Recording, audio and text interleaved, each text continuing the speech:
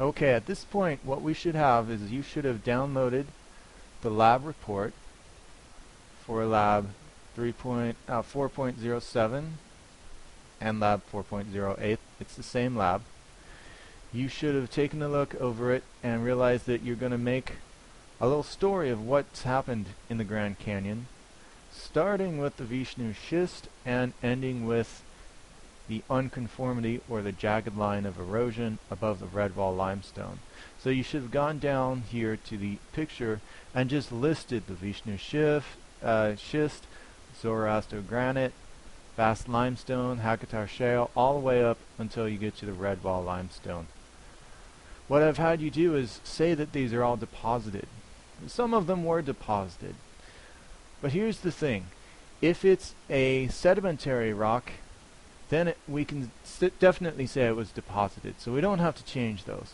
But some of these are not sedimentary rocks. Some of these are metamorphic. Let's figure out which ones they are. Okay.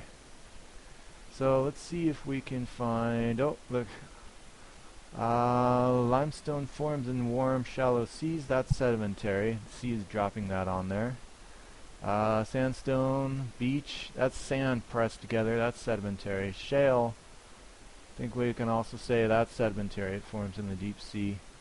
How about this one, igneous rock, formed when rocks melt and then recrystallize. Okay, that, my friends, is a rock that is formed, it's not deposited. And for igneous rock, we have a special word for some of these. Some of them we say they are intruded. That's when the magma melts and it comes up from a deeper level. So let's look for igneous rock down here. I see some patterns to look for. This one has this big bar. Let's just see if we find any of those. And if we do, we're going to say it was formed or intruded. Either one will work for us. Okay. So going from the bottom up to the red wall limestone, I see Zoroaster granite. Let's look at granite again. Here it is. It's an igneous rock. Okay, so we're working with molten rock that recrystallizes, cools back down again. And we have, you see this line right here? Igneous intrusion. So the Zoroaster granite is one that's not deposited. It's intruded. So let's change that. Zoroaster granite is, let's change it to intruded.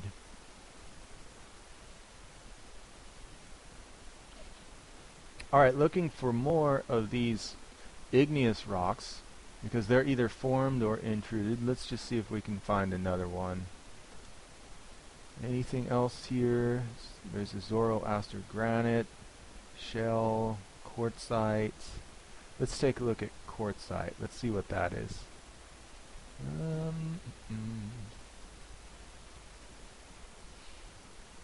It looks kind of like sandstone in this image.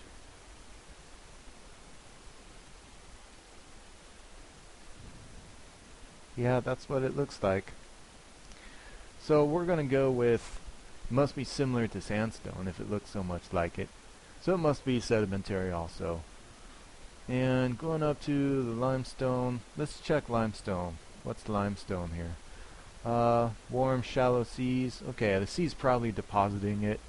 So let's go with deposited for that. Alright, so we're done with the igneous rocks, and we've got another one that we have to change. We can't say that metamorphic rock is deposited. It's not laid down by the ocean or wind or anything. Instead, we have the schist here. That's the little broken up vertical lines, formed when rocks are severely deformed without melting. Okay, so the Vishnu Schist, if we find any other schist, it's also metamorphic rock. Let's look for the schists here. There's the Vishnu Schist.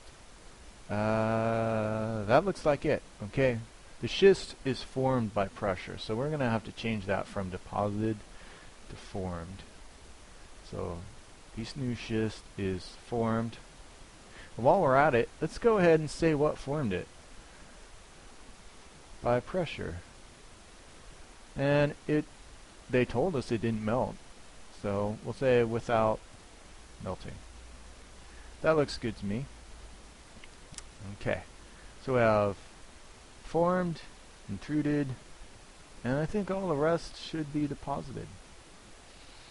Alright, now don't go by me. Go ahead and check through all those layers on your own, and make sure that you're happy with saying that something either formed or was deposited or was intruded. And let me give you another tip on how to do this. If you're not sure, go ahead and Google these things. Google granite, Google limestone or shale or quartzite, and type in something like, I don't know, quartzite igneous or quartzite sedimentary, just to try to find out for sure what kind of rocks these things are.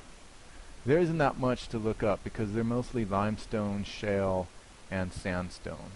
So that won't take you very long. Okay, I'm going to leave you to do that. Make sure that you like this list because this is what you're going to be graded on.